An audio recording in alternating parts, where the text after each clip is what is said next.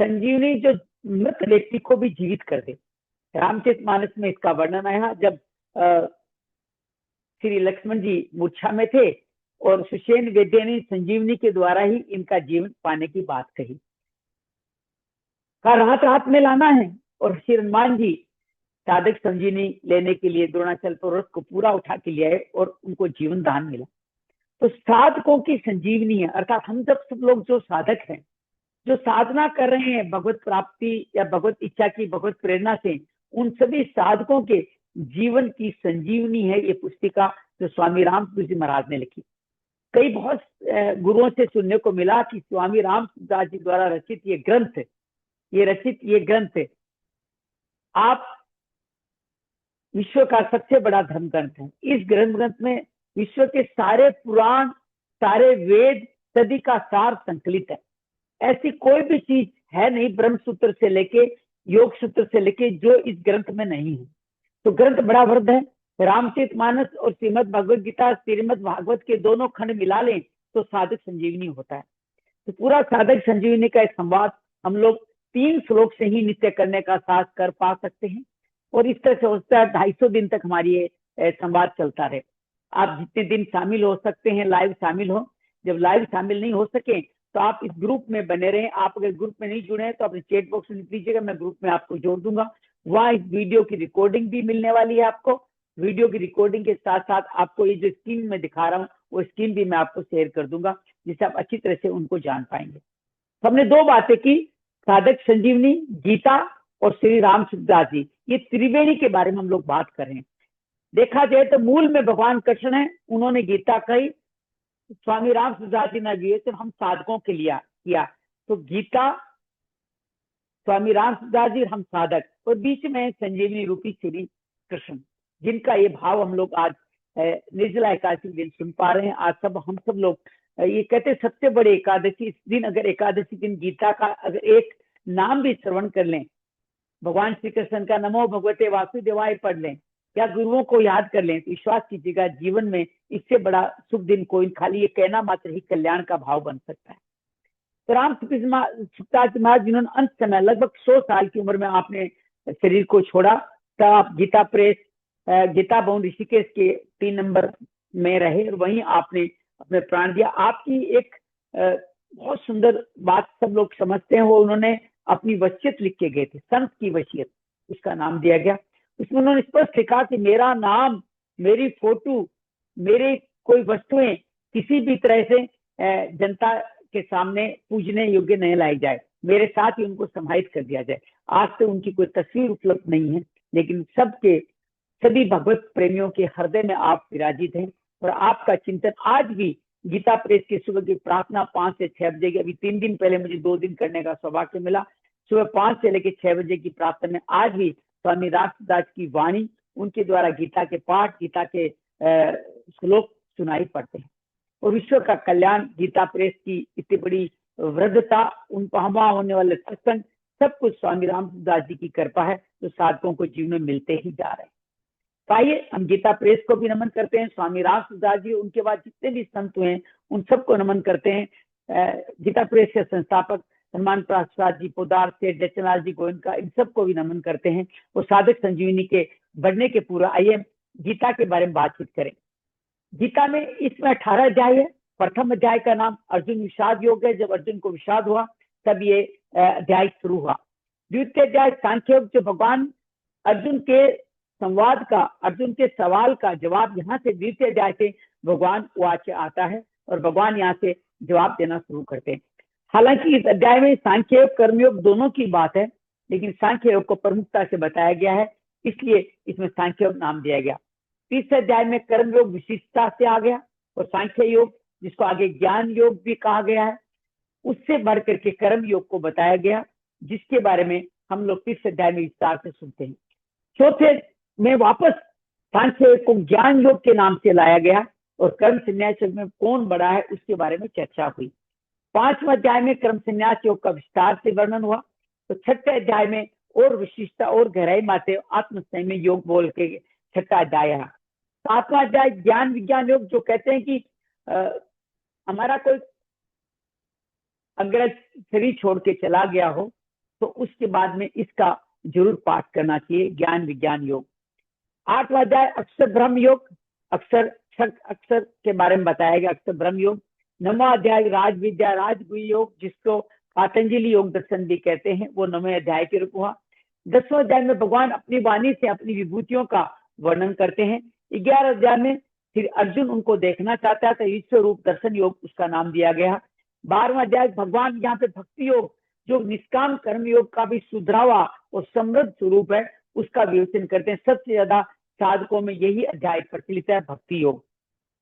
13वां अध्याय क्षेत्र क्षेत्रज्ञ योग, क्षेत्र जो हमारा शरीर क्षेत्रज्ञ, इसको जानने वाला अर्थात भगवान स्वयं, उसके बारे में बताया गया। 14 अध्याय में सत्व रजस तमस 3 गुणों के बारे में विस्तार से बात की गई। 15वां अध्याय को पुरुषोत्तम योग कहा गया, जिसमें भगवान पीपल के वृक्ष से शरीर की तुलना करते हैं, उसके बारे में बातचीत हुई। 16वें अध्याय में देवासुर असुर देव असुर संपत्ति, अर्थात हमारे शरीर में देवी संपदा भी है, आसुरी संपदा, उनका विवरण वर्णन उसमें डाला गया।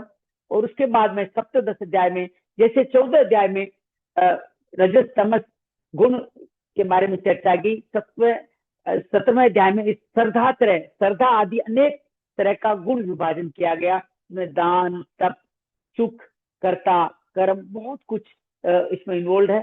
7वां अध्याय। 18वां अध्याय में 17वें अध्याय का पहला भाग, कुछ विभाजन रह गए थे, उनका यहाँ वर्णन किया गया।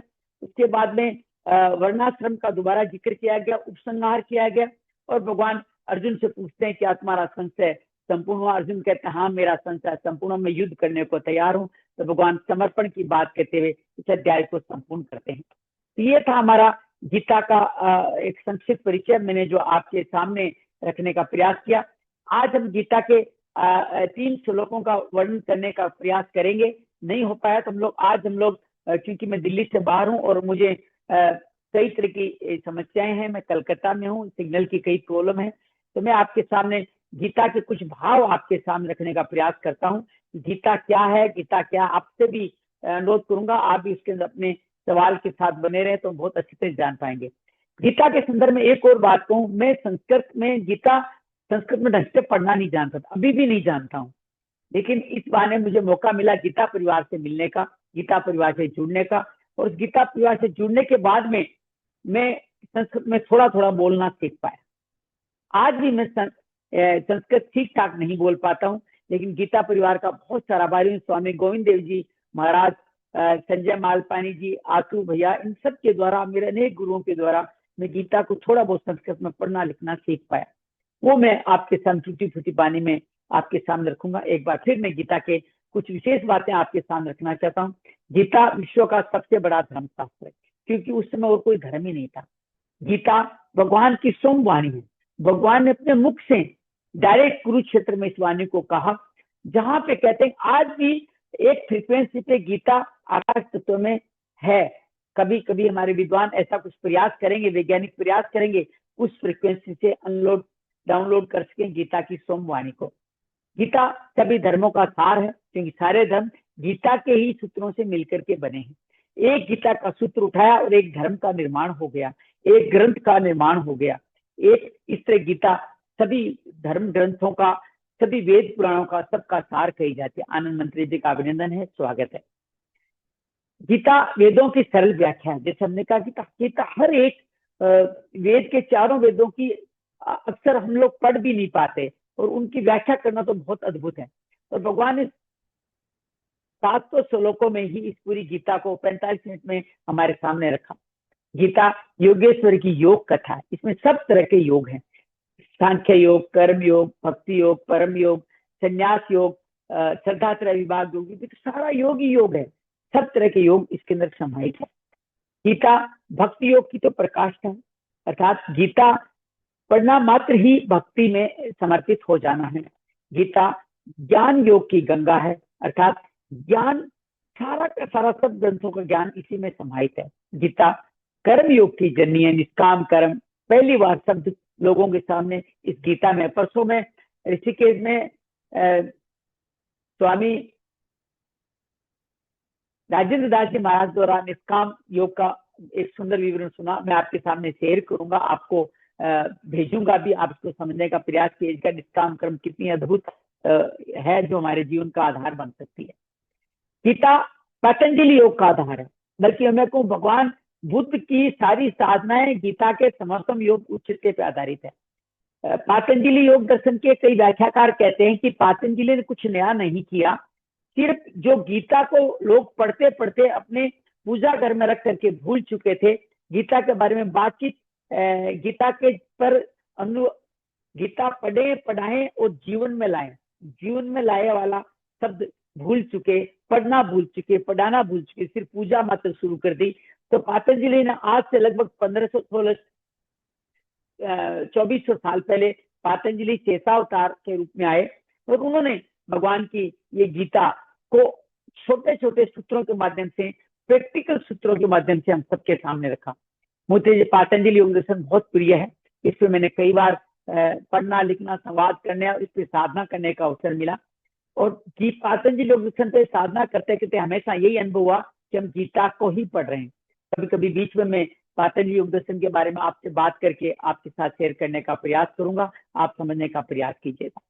गीता हमारे ऋषियों द्वारा जो लिपिबद्ध किए गए हैं, जो मुक्ति मार्ग पे खुद चले हैं, उन सिद्ध योगेश्वर की कथा है। भगवान कृष्ण तो है ही है, लेकिन स्वामी रामसुदास जी लिखे अनेक अनेक संत ऐसे हैं जो इस मार्ग पे चले। उन्होंने इसको अलग अलग, हर एक व्यक्ति ने अलग अलग तरीके से इसकी व्याख्या करी, हर संत ने अलग अलग व्याख्या करी। इनके श्लोक इतने अद्भुत है कि आपको लगेगा एक संत राइट चल रहा है तो एक लेफ्ट चल रहा है, अर्थात दोनों विपरीत भाव में उसकी व्याख्या कर रहे हैं। तो जितनी आप व्याख्या पढ़ोगे उतनी आप अद्भुत आपकी अनुभूति बढ़ती जाएगी, संतों की साधना आप में आती चली जाएगी। लेकिन सबसे बड़ी बात, स्वामी रामसुदास जी की साधक संजीवनी सभी संतों द्वारा, अभी मैं स्वामी वर्मानंद जी सरस्वती जी से कल मिला सुखताल में, तो उनसे भी आदेश लिया, तो उन्होंने कहा नहीं, यही गीता का ग्रंथ है जो प्रमाणिक ग्रंथ है, जो हमारे वेद धर्मों पर आधारित है, इस पर हमें चलना चाहिए। तो अनेक संतों ने अपनी अनुभूति अनुसार ज्ञान सागर की व्याख्या की है। आज हम स्वामी रामसुदास जी की साधक संजीवनी के बारे में बात करने जा रहे हैं। स्वाभाविक है, जब इतना बड़ा ज्ञान सागर है, इसकी गहराई अनंत है, कौन माप पाएगा। बस एक, लेकिन ये भी तय है कि सागर से अगर एक रत्न भी मिल जाए तो हमारा कल्याण हो सकता है। उसकी प्राप्ति सागर का यथार्थ माना जाना जा सकता है। अर्थात चावल की बोरी में से अगर एक चावल भी देख लें तो हमें चावल की क्वालिटी का पता चल सकता है। उसी तरह हम सब लोगों को अगर इस गीता का एक शब्द भी, एक अर्थ भी, एक शब्द भी समझ में आ गया तो कल्याण हो जाएगा। जब साधक संजीवनी में पढ़ रहा था तो मुझे अनुभव हुआ कि गीता का हर एक श्लोक आपके कल्याण करने में सहजता से हमारे लिए सहज है, उससे सहजता से हमारा कल्याण हो सकता है। पूरी गीता का भाव लेने लिए हर श्लोक में गीता का सार है। कोई भी श्लोक का विवेचन की संत के द्वारा अपने जीवन में तत्वदर्शी द्वारा उतार लें, हमारे जीवन में कभी कोई समस्या आने वाली नहीं।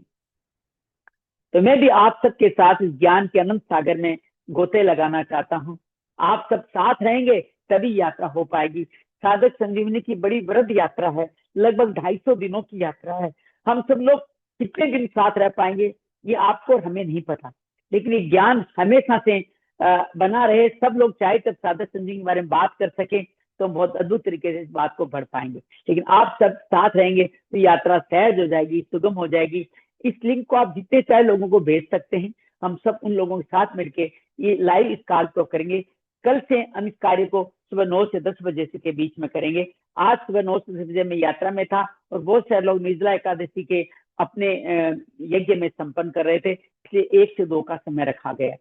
तो ये मैंने गीता के बारे में थोड़ी सी बातें आपके सामने रखने का प्रयास किया। इन्हीं बातों को थोड़ा सा और मैं विवेचन के माध्यम से आपके सामने रखने का प्रयास कर रहा हूँ कि आप और हम समझें गीता है क्या, गीता कहाँ कही गई, कैसे कही गई, किस तरह से गीता चली, उसके बारे में आपके सामने रखने का प्रयास करने का संभावना हम सब करने का प्रयास कर रहे हैं।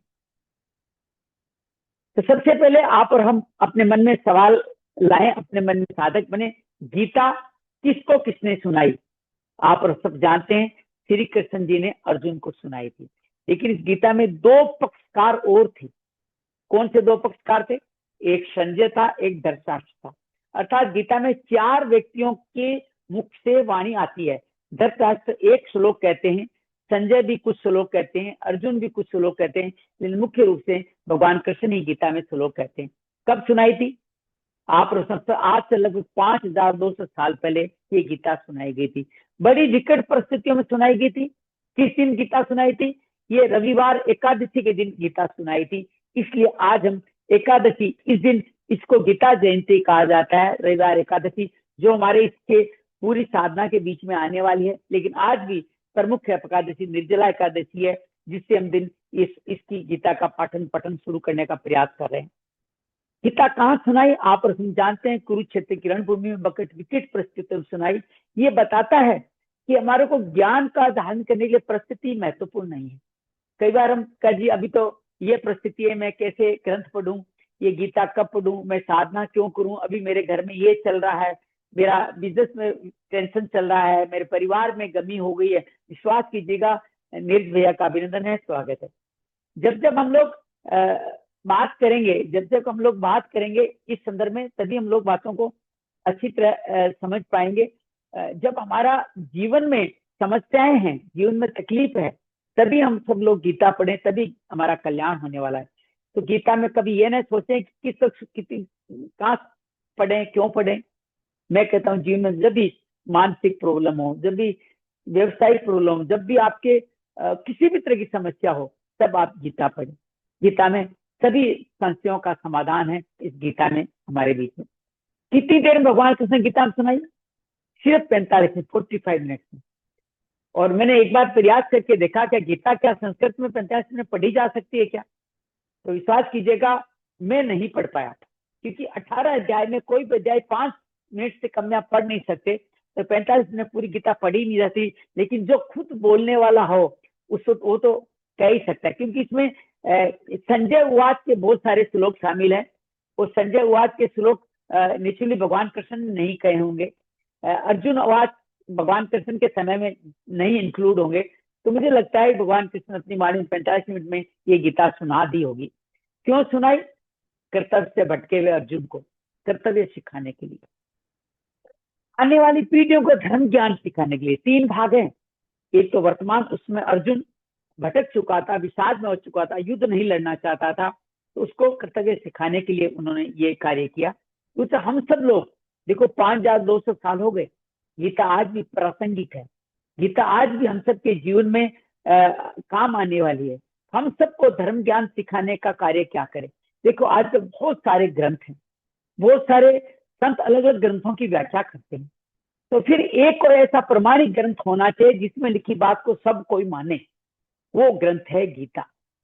गीता में लिखी बात को हर कोई मानता है, क्योंकि गीता में स्पष्ट लिखा गया है 13वें अध्याय में, 15वें अध्याय में, कि ये शास्त्र सभी शास्त्रों की जननी और समस्त प्रमाण के लिए शास्त्र की किसी बात की जाएगी तो गीता की ही कही जा सकती है। तो आज से स्वामी प्रेमानंद जी का व्याख्यान सुनो, स्वामी ब्रह्मानंद सरस्वती का सुनो, या अनेक संतों का सुनो, वो कहीं ना कहीं गीता का ही भाव लेके, उनका साथ लेके हम सबके संशयों का समाधान करते हैं। तो गीता अद्भुत है, गीता को अपने जीवन में उतार सकते हैं। गीता में कितने अध्याय है आपने अभी हमने जाना, गीता में 18 अध्याय। कई संत लोग इन 18 अध्यायों को अलग अलग तरह से विवेचना भी करते हैं कि हमारे शरीर में 18 प्रकृति के रूप में भी इनकी विवेचना कर सकते हैं। हमारे शरीर के अलग अलग जीवन के अलग अलग सोपानों के रूप में इसकी चिंता कर सकते हैं। तो हम जीवन को अपने 18 भागों में बांट लें।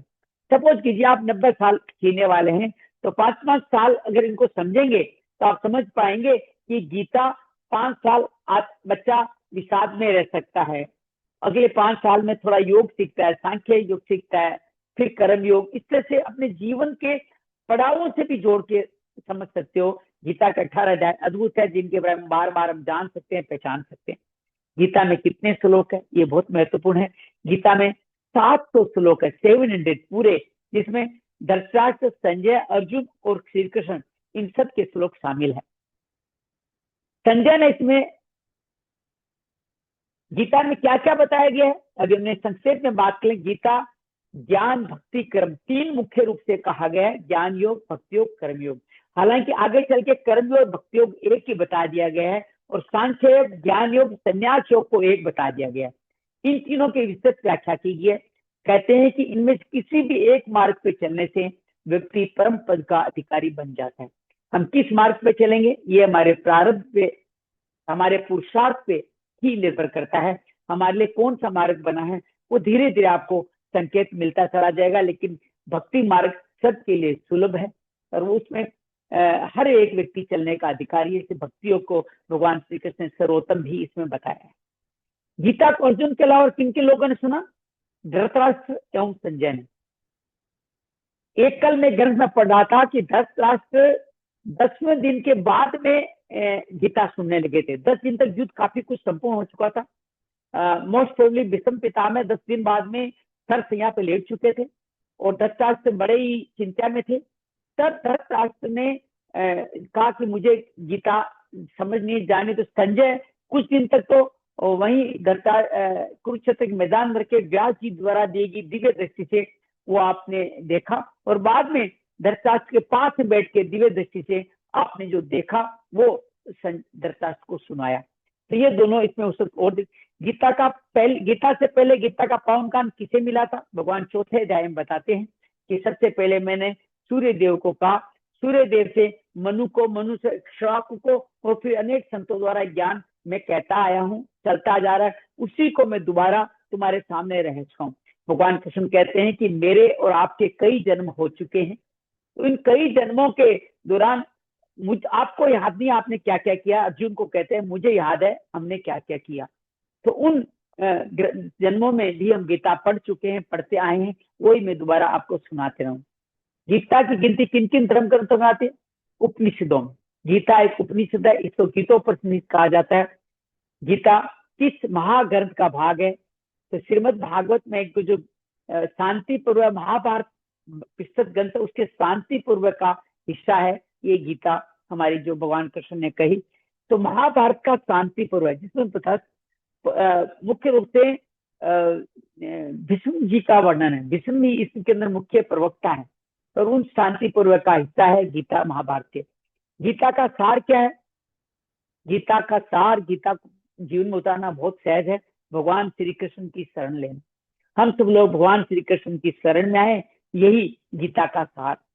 कुछ भी करने की जरूरत नहीं है। 18वें अध्याय में जो सार सुर भगवान ये बताते हैं कि तुम केवल मेरी एक की शरण में आ जाओ, मैं तुम्हारा कल्याण कर दूंगा। मतलब भगवान ने पात्र की भी कोई शर्त नहीं रखी, किसी व्यवस्था की नहीं रखी, कोई पूजन प्रणाली की शर्त नहीं रखी, बस सब ये का शरणागति आ जाओ। शरणागति के घाट पे हम सब लोग इस पाठ को करने का प्रयास करें। गीता में कितने कितने श्लोक कहे, अभी हम लोग थोड़ी देर पहले चर्चा कर रहे थे, वो इसमें आ गए। भगवान 700 श्लोक में से 574 श्री कृष्ण जी ने कहे, 574 श्लोक श्री कृष्ण ने कहे। अर्जुन ने 85 के। अर्जुन देखो, अर्जुन इसके अंदर साधक है। अर्जुन ने जब एक साधक के मन में सवाल उठते हैं तो उसका कल्याण स्वतः ही होता चला जाता है। क्योंकि जब हमारे पास जवाब हो या नहीं हो, अच्छे अगर सवाल है, अच्छा प्रश्न है, हमारे पास में हमारी जिज्ञासाएं हैं, तो विश्वास कीजिएगा हमारा कल्याण और हमारे द्वारा उन जिज्ञासाओं करने से अनेक अनेक लोगों का कल्याण सहज ही होने वाला है। तो हमारे जीवन में जब भी संत मिले उनके सामने समय अनुकाल आज्ञा लेकर के अपने सवाल रख लेना उचित है। लेकिन सवाल रखते समय ध्यान रखें कि हम इन सवालों को अपने जवाब पाने के लिए करें, नहीं कि अपने ज्ञान को साबित करने के लिए, परिभाषित करने के लिए, या जो हमने समझा है उसकी गारंटी के लिए करने न करें। जब सवाल करते हैं तो बिल्कुल खाली हो जाएं, तभी वो जवाब, सही जवाब अंदर आ पाएगा।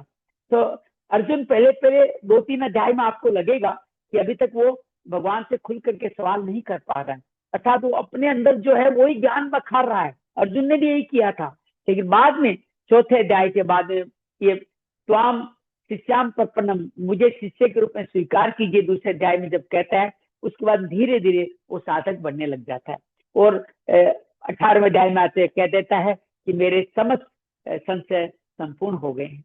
तो अर्जुन ने 85 के, संजय ने, धृतराष्ट्र ने 1 कहा और संजय ने 40 श्लोक कहे। संजय यहाँ पे हम सबके बीच में जो गीता आई उसके पीछे संजय का बड़ा महत्व है। संजय धृतराष्ट्र जी के मंत्री बताए गए हैं। कई ग्रंथ इनको सारथी पुत्र भी बताया गया, लेकिन कई ग्रंथों में यह कहा कि संजय एक अवतार थे, तभी तो उनको दिव्य दृष्टि भगवान व्यास ने दी। और भगवान व्यास ने दृष्टि हर किसी को तो दे नहीं सकते थे। तो संजय यूं तो मंत्री थे लेकिन सदमार्ग पे चलने वाले थे। धृतराष्ट्र स्वयं जैसा भी जीवन जीते हो, जिया हो उन्होंने, लेकिन विश्वास कीजिएगा उनके पास संजय, विदुर जैसे ऐसे लोग थे जो अगर जीवन का उनका कल्याण करने में समर्थ थे। ये अलग बात है, हमारे जीवन में बहुत सारे लोग हमारे कल्याण करने में समर्थ होते हैं, लेकिन हम उनकी बात कितनी सुनते हैं, कितनी समझते हैं, कितनी जीवन में उतारते हैं, ये महत्वपूर्ण है। तो हम इस चीज को समझेंगे तो बहुत अद्भुत काम हो जाएगा, बहुत अद्भुत हिस्सा हो जाएगा। तो गीता के बारे में कुछ बातें मैंने आपके सामने रखी। ये प्रथम श्लोक मैं आपके सामने आज पढ़ रहा हूँ गीता का, यहीं से गीता शुरू होती है। धृतराष्ट्र, आइए पहले भगवत हरि संकीर्तन करते हैं। नमो भगवते वासुदेवाय, नमो भगवते वासुदेवाय, नमो भगवते वासुदेवाय, नमो भगवते वासुदेवाय, नमो भगवते वासुदेवाय। हमारे जीवन की यात्रा नीचे से ऊपर तक है, हमारे 7 चक्र हैं हमारे इस जीवन में। आप गीता का अध्ययन करते समय ये मान के चले, आप नीचे से आप यात्रा शुरू कर रहे हैं। जब नमो भगवते वासुदेवाय भी बोले तो आप नीचे से ऊपर तक यात्रा करें, ऐसा बोले। अर्थात नाभि से शुरू करें, नमो, यहाँ से भग, यहाँ भगवते यहाँ करें, और यहाँ ऊपर वासुदेवाय करें। आइए शुरुआत करें आंख बंद करके। ओ नमो भगवते वासुदेवाय।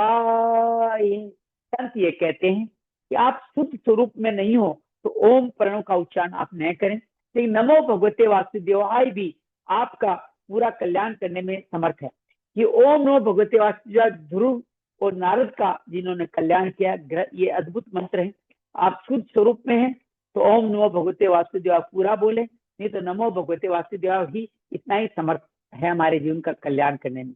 आइए, नमो भगवते वासुदेवाय,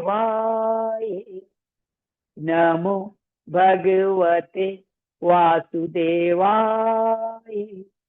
नमो भगवते वासुदेवाय,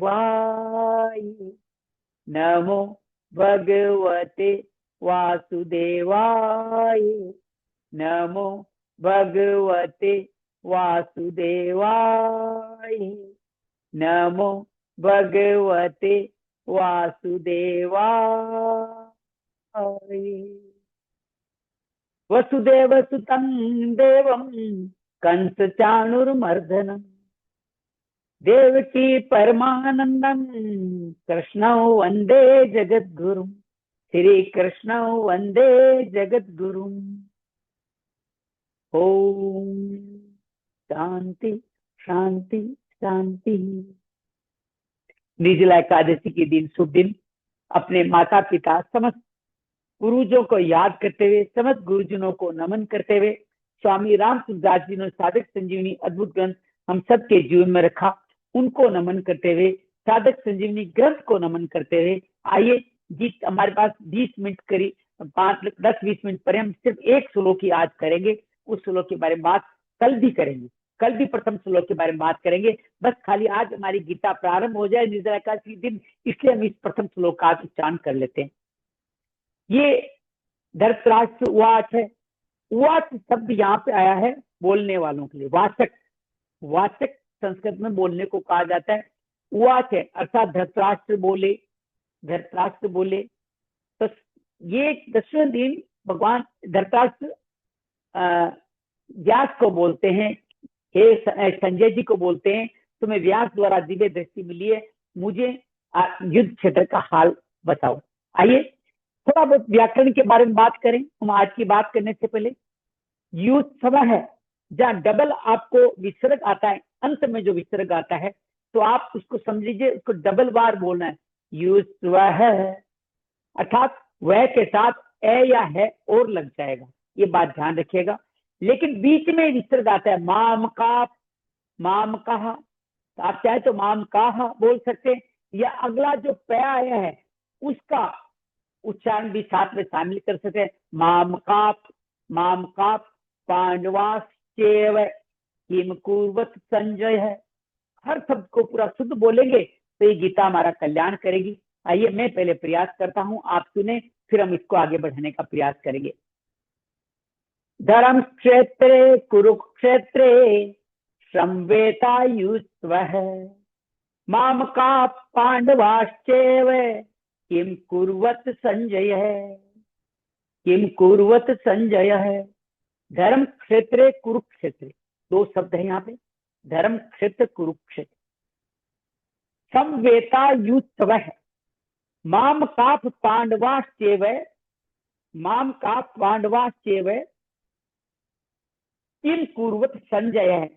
मैं एक एक शब्द की अलग अलग जो गुरु भगवान जी ने जो हमें व्याख्या दी है उनको अगर समझने का प्रयास करें तो बहुत अद्भुत आनंद हम सबको आने वाला है। उसको हम समझने का प्रयास करते हैं।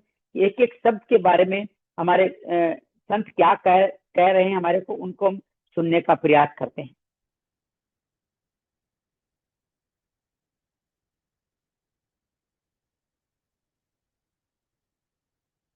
एक एक शब्द से लेके चलते हैं, शब्द को लेकर हम कैसे यात्रा कर सकते हैं उसके बारे में बात करें तो हम लोग अच्छी तरह समझ पाएंगे तो किस तरह से हम एक एक शब्द को समझ सकते हैं। धर्तराष्ट्र का मतलब धर्तराष्ट्र बोले, ये हम समझ में आ गया। अब शुरुआत हो रही है, हालांकि संस्कृत में संजय सबसे आखिर में है, लेकिन इस शब्द को अगर ढंग से समझेंगे तो हे संजय सबसे पहले आएगा। तो संजय है में शामिल है हे संजय, हे संजय।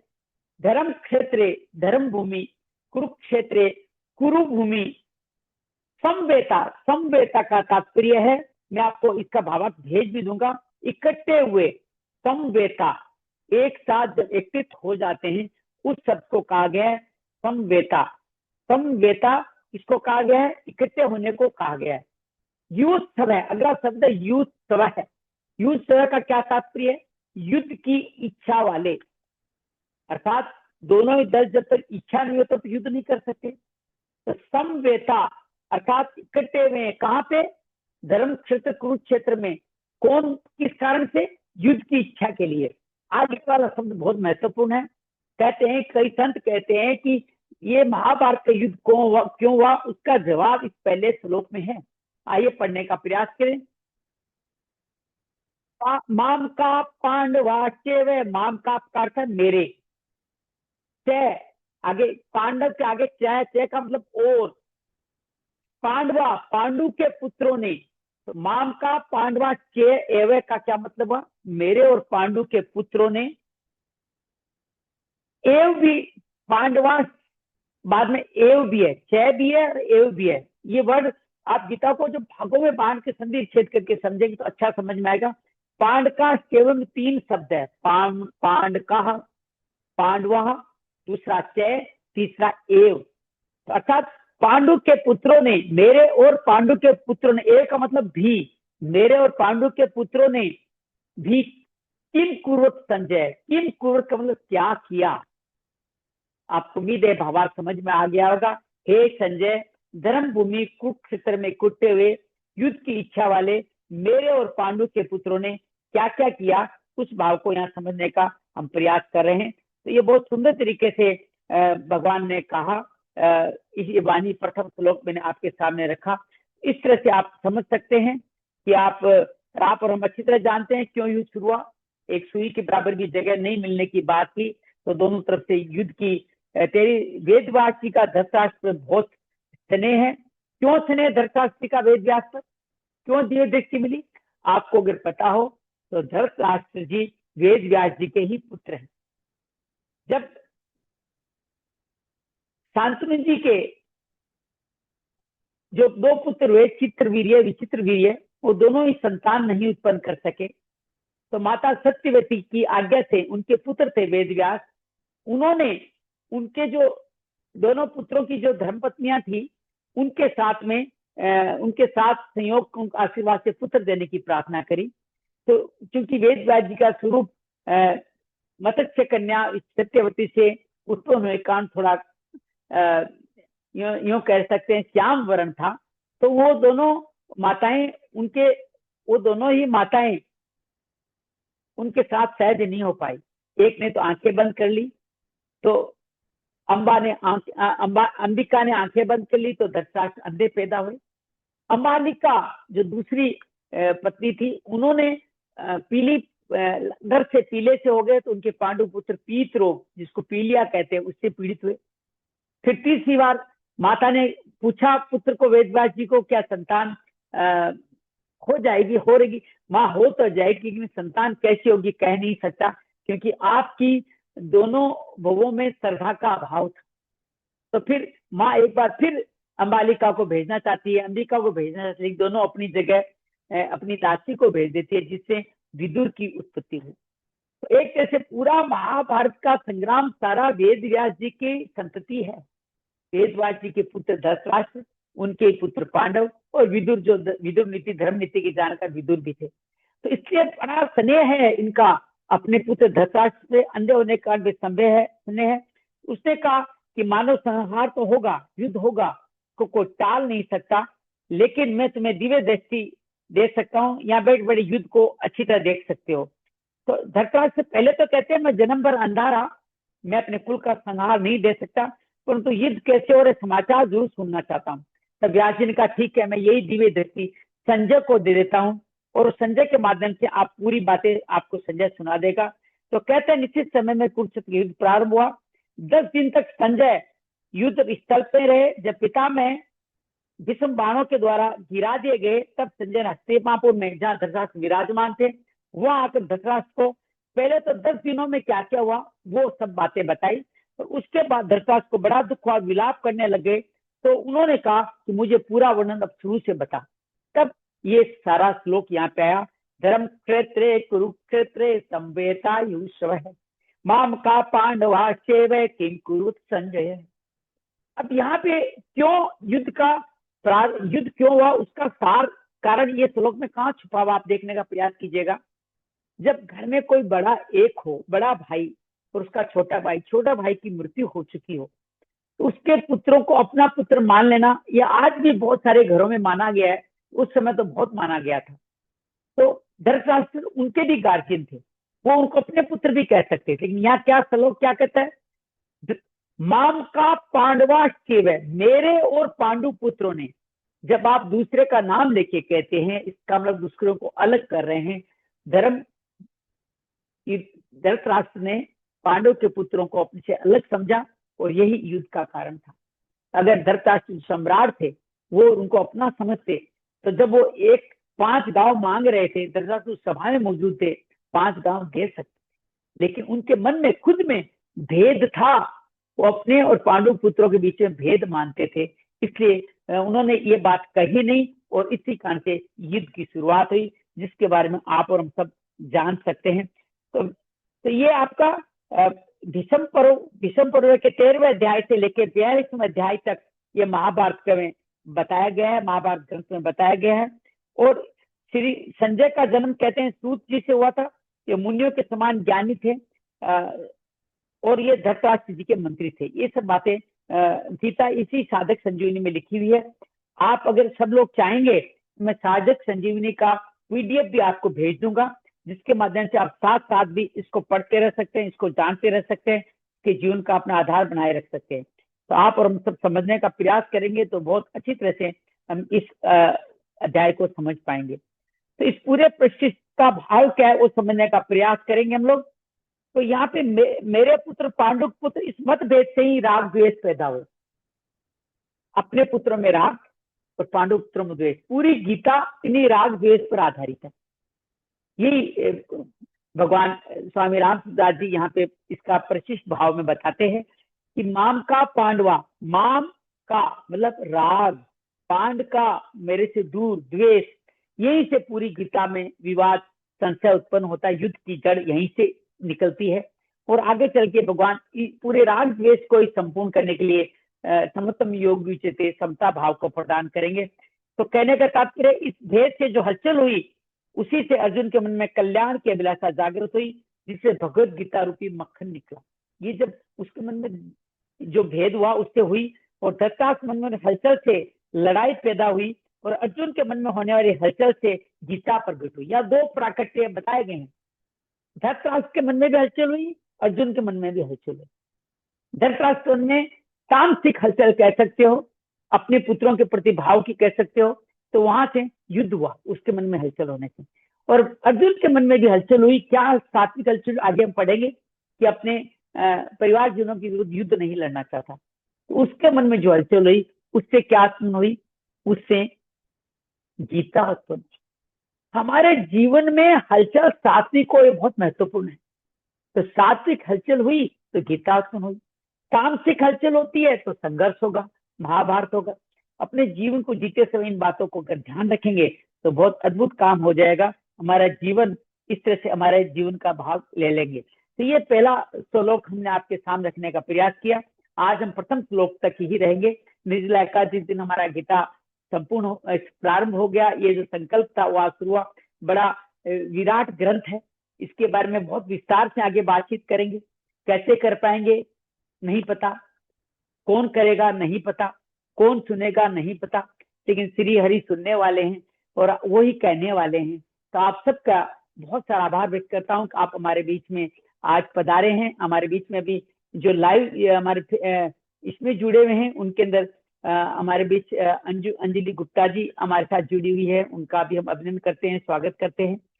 नीरज गुप्ता जी है, आदित्य तापड़िया जी जुड़े हुए हैं। आदित्य जी बड़े दिनों बाद मुलाकात हुई। राजू राठी जी जुड़े हुए। आप सबका मैं बहुत सारा अभिनंदन करता हूँ, बहुत सारा स्वागत करता हूँ। हमारे पास 5-7 मिनट का समय है। मैंने आपको अनम्यूट किया है।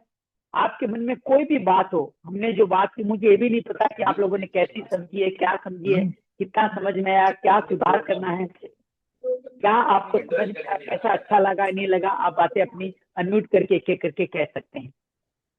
जी अंजलि दीदी।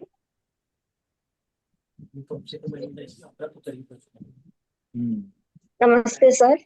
मैंने लेट ज्वाइन किया क्योंकि मैं बाहर गई हुई थी। अभी जैसे ही आई मैंने ना झट से चालू किया अपना ये, तो मेरा मिस हो गया आज। है ना, फेसबुक का वीडियो रिकॉर्डिंग आपको भेज दूंगा, उसके माध्यम से यूट्यूब पे भी डालेंगे, उस माध्यम से दोबारा आप देख सकेंगे।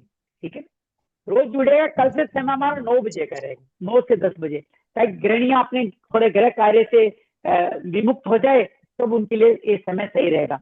9 से 10 बजे का समय रखते हैं, फिर जैसे लोग कहेंगे उस समय बदल भी सकते हैं। लगभग 1 घंटा करेंगे, 3 श्लोक करेंगे। आज अपने इसका शुभारंभ किया है, आज पहला श्लोक किया है, लेकिन कल पहले श्लोक से दोबारा शुरुआत करेंगे। तो आज हमने सिर्फ एक शुभारंभ किया है। निर्जला एकादशी बड़ा शुभ दिन था, इस दिन शुरुआत हो जाए, तो इसलिए एक शुरुआत करने का भाव था, इसलिए कर लिया। हाँ नीरज भैया, आवाज क्लियर आ रही थी, आप समझ में आ रही थी? जी नीरज भैया, आवाज क्लियर है। और आपने जो जो आपने शोध करके बताया ना कि 45 मिनट में, मतलब बड़ा हमको आश्चर्य लगा कि पूरी की पूरी 45 मिनट में गीता सुनाई गई।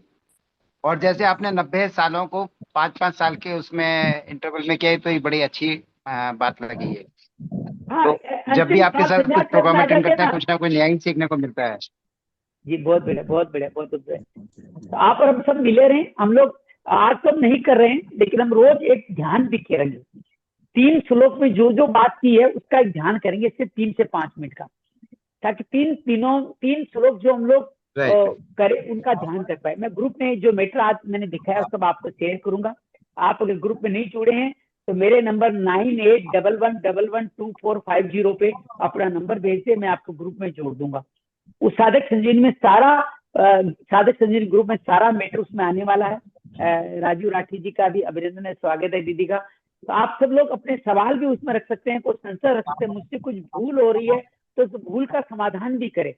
ये किसी विशेष द्वारा किया गया व्याख्यान नहीं है, ये हम सब लोग मिलकर के साधना करें। साधक संजीवनी ग्रंथ में कल परसों दिखाऊंगा मैं आपको, इतना विस्तार से है कि उसके बारे में पढ़ते सुनते डर लगता है कि हम इसको अध्ययन भी कर पाएंगे नहीं कर पाएंगे। मैं 6 अध्याय तक अभी पढ़ पाया हूँ और इतना अद्भुत आनंददायक ग्रंथ है कि आप कल्पना नहीं कर सकते। तो मैंने सोचा इस ग्रंथ को आप सब लोगों के साथ पढ़ेंगे तो शायद जल्दी समझ में आ जाएगा। तो कल से हम पूरा साधक संजीवनी का जो सार है उसको आपके सामने प्रस्तुत करने की कोशिश करेंगे। अंत में हम लोग 2 भाग रखना चाहते हैं। एक तो हम लोग 5 मिनट का ध्यान करें और 5 मिनट तक कोई संशय सवाल मन में हो तो उसके बारे में बात करें। तो 10 मिनट का समय इसके लिए रहेगा। बाकी जो 50 मिनट का समय रहेगा उसके अंदर संस्कृत में हम लोग उच्चारण सही सीख सकें, ये भाव भी हमारा है। तो आप में से 5 मिनट तक 2 या 3 लोग कम से कम इस संस्कृत में उच्चारण बोले, ताकि हम लोग उसको समझें कि संस्कृत का उच्चारण आप सही कर पा रहे क्या, कोई कमी है तो उसको सुधार करने का जैसी योग्यता है वैसा प्रयास करें। और कम से कम एक व्यक्ति, 3 व्यक्ति तीनों श्लोकों का अलग अलग उनका जो भाव समझ में है, अर्थ समझ में है, वो बोले। आप कोई एक प्रथम श्लोक का बोले, कोई द्वितीय का, कोई तृतीय का। श्लोक का भाव जो आपको समझ में आए वो बोले, जैसा आया वैसा समझ में आए, टूटा फूटा समझ आए, विश्वास कीजिएगा आपको कम समझ में आए तो गलती आपकी नहीं है, वो गलती जहां से संवाद आ रहा है वहां की गलती हो सकती है कि उसने सही तरह से बोला नहीं होगा। मैं भी आपकी तरह से साधक हूँ, मेरे से भूलें हो सकती है, तो आप जितना भी समझ में आ रहे हैं उसका भाव जो समझ में, उस पर्टिकुलर श्लोक का सार मैं पहले बताऊंगा, उसी को आप दोबारा दोहराएं। तो हम इस तरह से 20 मिनट हम लोग कुछ आपस में संवाद करेंगे। संस्कृत में उच्चारण पहला, उसके भावार्थ का उच्चारण, इन दोनों मिला के 10 मिनट लगेंगे। 5 मिनट इन 3 श्लोक का हम ध्यान करेंगे और 5 मिनट हम लोग सवाल जवाब करेंगे कोई मन में रहा तो 20 मिनट हमारा रहेगा इन चीजों के लिए। और 40 मिनट में हम 3 श्लोक का 3 भाग में बात करेंगे। पहले संस्कृत में पढ़ेंगे, उसका व्याकरण स्वरूप पढ़ेंगे, उसका संधि विच्छेद पढ़ेंगे, फिर हर एक शब्द का भावार्थ पढ़ेंगे, और फिर स्वामी राम सूरदास जी ने अपने विवेचन में क्या विशेष बात उस श्लोक के बारे में किए उसको भी रखेंगे। मैं आपको नीरज जी बताऊं, एक एक श्लोक का 12-12 पेज में विवेचन है। पता नहीं हम कब कितना कैसा कर पाएंगे, मुझे नहीं पता, लेकिन ये दुस्साहस कर लेना मुझे लगता है प्रारब्ध है और यही पुरुषार्थ है। भगवान कहते हैं कि प्रारब्ध में मिले हुए तकलीफों का पुरुषार्थ से मुक्ति पा सकते हैं, तो हम उसके द्वारा करने की कोशिश करें। आदित्य, बहुत दिनों बाद चेहरा देखने को मिला, कैसे है? सब ठीक लग रहा है? एकदम एकदम बढ़िया। ठीक है, तो आपसे अनुरोध करूंगा सुबह 9 से 10 में मिले, 3-4 मिनट का समय। आपके मन में कोई संशय है तो आप रखें, हम समय पर ही चलेंगे। ठीक 9 बजे शुरू करेंगे, 10 बजे ठीक संपूर्ण करेंगे। 40 मिनट तक 3 श्लोक का अध्ययन करेंगे। 20 मिनट में उसका आपस में हमने क्या समझा है, उसका क्या तरीकों से, संस्कृत उच्चारण से, भावार्थ से, सवाल जवाब से और ध्यान से 20 मिनट का 5 मिनट का ये 4 भाग रहेंगे, उन पे आधार हम काम करने की कोशिश करेंगे। 1 घंटा आप बिता पाए तो अच्छी बात है, नहीं तो इसका जो वीडियो रिकॉर्डिंग है फेसबुक में भी रहेगा और आपको भी मैं लिंक भेज दूंगा यूट्यूब का।